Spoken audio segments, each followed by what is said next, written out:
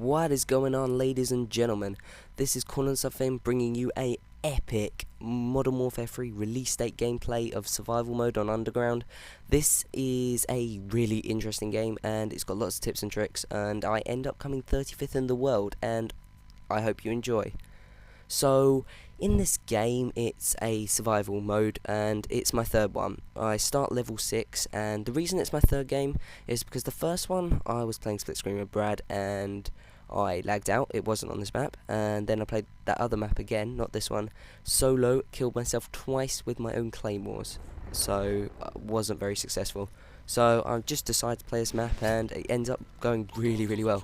So I'm not quite sure what I was doing because, as I said, it was a live com, but in this thing I'll just explain a bit about the map and tips and stuff that I've done and basically what survival mode is. So I'm playing on the PlayStation, as you can see, but at the bottom you see my armor. I think it says 242 at the moment, and it starts on 250. You can buy it more, but I actually can't because I couldn't buy anything. I probably could have got a lot further had I been a higher level, because I couldn't buy sentry guns, I couldn't buy really anything, I couldn't buy decent perks, I couldn't buy more revives. But as you can see, I got up to level 7 straight away, and I get red dot sight and MBR or an MER. Anyway, it's a sniper rifle, so you can actually see what it is at the moment because I'm recording my audio on Vegas.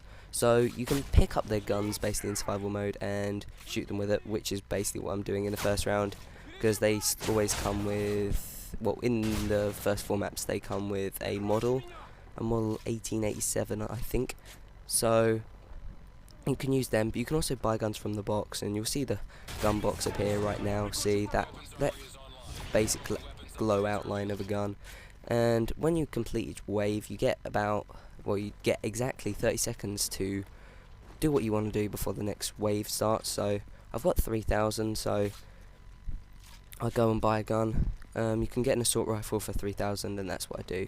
But like machine guns, you have to take forever. You have to get to quite a high level to buy it, and then it's like 7,000 for the cheapest one. So I think, yeah, I get the Scarl, and you can get attachments and stuff, but it's always good to get a nice gun at the start of a round. So I start off with the Scar L, which is basically the Scar H from Modern Warfare 2. It feels exactly the same. And for all you guys wondering what's the difference, apart from in actual like gameplay aspects, not like what you do and customization and all that, but the actual gameplay, it feels basically like Modern Warfare 2.5. It's basically Modern Warfare 2 feeling, but a slight change. They've added more recoil and a few other tweaks to make it a bit more balanced, and I really like it. As I said, this was my first game, the first day of the game coming out, so I don't really know what I'm doing. But that perk at the bottom you see is a self revive, and you get that even in multiplayer, and you can buy it from see that grenade thing. Even though usually the perks are in the ones with the kill streak symbol or the Harrier, you can get your armor, sentries, that perk again for 4,000, and other stuff from that. But I'm not a high enough level to get it, so. But here you can see you just select the gun again and you get attachments. So I've got red dot sight, and I try to see if there's an attachment. No, I don't. I buy an M4A1, which I really liked on Modern Warfare 2, and I really like on this, and it's quite useful up till about round wave 15, probably wave 15. So I wouldn't recommend the strategy I'm doing at the moment. It gets me in quite a lot of trouble, and also it's really hard to get high levels without a high level. It's hard to get to a high wave if you're not a high level, but somehow I managed this, and I think it's really impressive. And if you think my commentary's a bit dull, that's because I'm really tired, and I just got this gameplay, and well, I didn't just get this gameplay, but I'm just commentating over it now because I realised my live com was actually rubbish, and I really want to get it up for you guys. This is probably going to be in 4 parts because the whole thing lasts, I think, 58 minutes, so 4 parts of about 15 minutes should do it. So I don't know if I've told you already, and you can't work out, but I'm playing on the PS3, but it's basically the same for any console. A good thing to do is also put on behind objects because they're not that clever. So you see I unlock surviving tier 2 ops, which is the next 4 maps because you unlock them in force, and I also unlock the Harrier symbol, which lets me have other perks. You can also refill all your bullet ammo for 750, and I just buy attachments here, but you can get all kinds of noob tubes, but they're like really high levels, and I don't get them in this game, and I'm sure, I guess later on, maybe a month later, I'll redo this and try and get the world record, but for now, I'm pretty happy with 35th, especially on release date, out of like 30,000 people, I think. I haven't fully checked, but my mates have got pretty high levels, and they're like 24,000, so for me to get 35, I find it pretty impressive, and if you don't believe me, I've got evidence at the end, so I genuinely do this, I'm not lying. I wouldn't lie to you guys. And also in this game, I kind of pause it twice in the beginning bit, so I just skip that out, so it doesn't make a difference, you can't tell. I just cut that bit out, but honestly I haven't cheated, changed gameplay or anything. Knifing as well, you may assume it's one hit kill, but just like zombies, it isn't always a one hit kill, and later on, even when they're dressed normally, it's like you knife them and it does nothing, and you're like, ah! And yeah, there's quite a few differences actually between zombies. They can shoot, and they're much more intelligent. They get much more clever the way they flank and attack you as the rounds go on. I have noticed, and all in all, this is a quite a difficult game mode, I reckon. It's by around 15. One-on-ones are harder than multiplayer, I guess. And see here, I'm looking at Sentry Gun at 17, and I'm like, no! And I don't actually ever get to level 17 in this game. I get 16, which was really annoying. I did go back. I don't know if I actually make 17. I think I might have, but I died on round 17. Not round 17. I won't tell you what round I get in, but it's a lot higher than 17 the round I done. I'm talking about levels here. They're very different. Another thing to remember is also that your level progress, like whatever level you get to, it saves. So next game, I'll start at whatever level I finish this off at. So it can become really useful. Another thing is with armor and what it does. Obviously, it helps, like, stops you, takes bullets for you. But I don't think you can die while you have armor active. I think it will take all the bullets for you, but then again, it will deplete really quickly. Another thing I've noticed is this is one of the biggest maps. Resistance, you can run to all the different boxes in 30 seconds required, but in this, it's actually really hard to run to the box that you want and get back to the position in time, which kind of makes this map much more challenging than most people think, but it makes it a lot of fun, and you can actually run a rate change strategy. I'm marked on my words there. I'm so tired. I don't know what time this will come out, but I'm just so tired. And here you'll see that I think I get it. Yeah, I get a care package. I get quick draw because if you don't know, because it's a new perk to the Call of Duty series, it's aim down sights quicker, and you can get stuff like that. That's an airstrike, and it's basically a care package marker, but instead of you getting a care package, you get a big AC-130 shoot you. And in this, I think, no, it's not a Juggernaut round.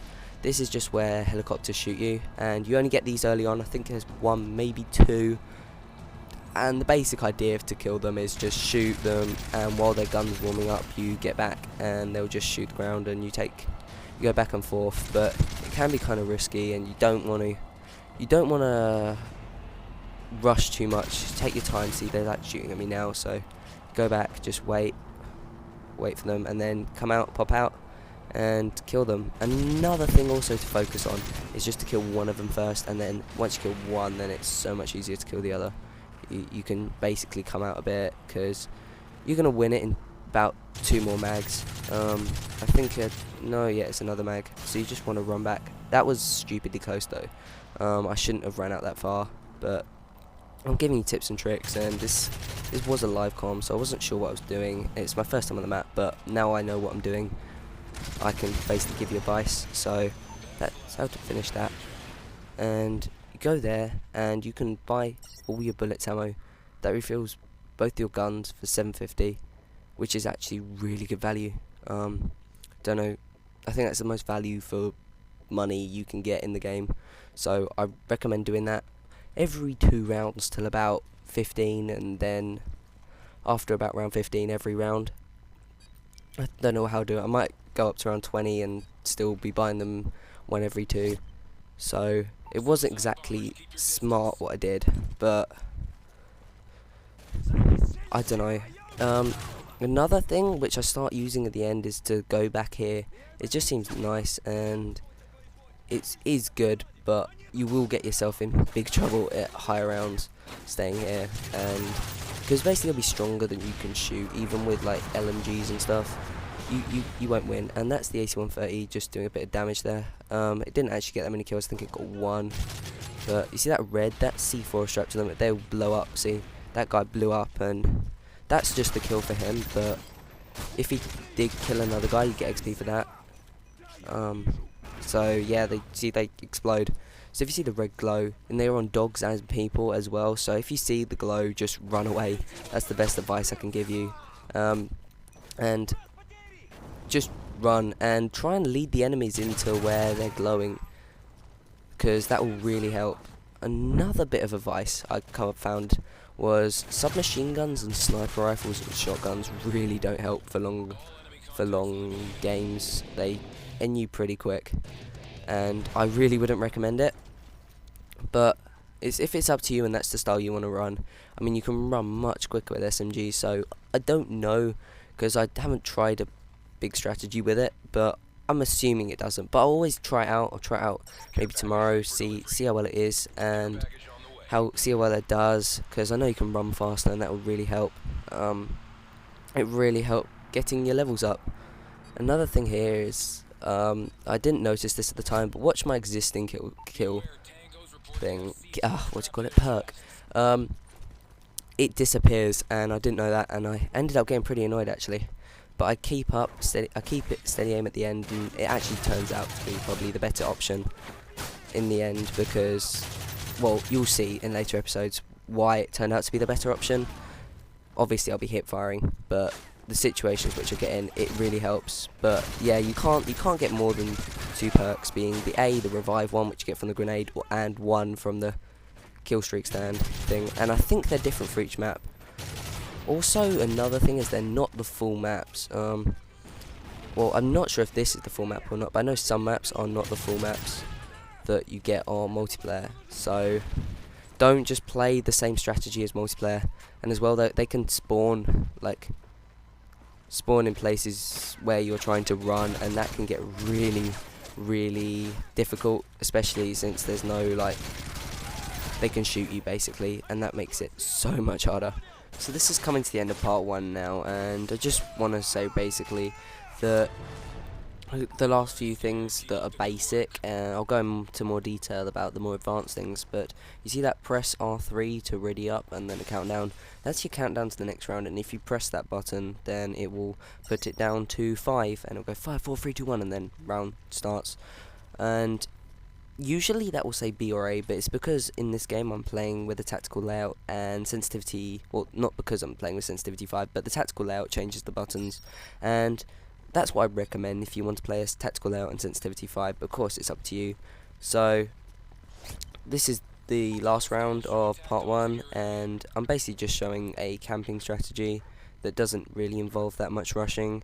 So I hope you guys really enjoy part 1, and I promise there'll be a much better part 2 with much better commentaries, tips, tricks, more advanced explanation of what to do and how the gameplay feels and whether you should get it. And if you like this video, then please drop a like. A massive multi-kill with my AC there, my AC airdrop. But yeah, if you like this video, please drop a like, a nice comment, a favourite, and if you're watching this on Intensive Gamers, then go check out my personal channel, www.youtube.com/coolandsomethin.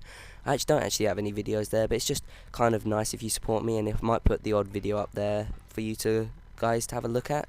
But of course my main videos will be on here, so if you haven't already subbed to this channel, and if you haven't already and you like my kind of style, then go sub Coolandsomethin.